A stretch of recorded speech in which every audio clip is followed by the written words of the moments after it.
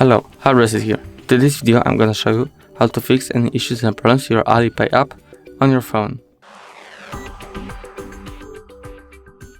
First thing that you want to do is go to the Play Store, go to the search bar, here,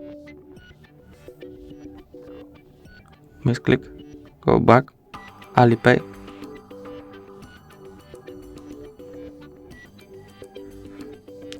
go up to the AliPay app and check if you have the newest version of the app.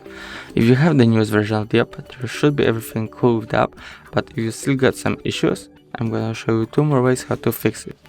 So first way, go up to the settings, go up to the apps, see all the apps, AliPay, here we go, permissions, and maybe you just need to allow all the permissions.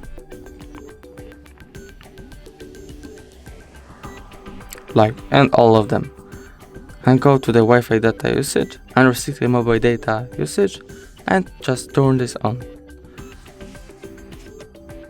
If you still got some issues, go back to the Play Store, uninstall the app and just reinstall.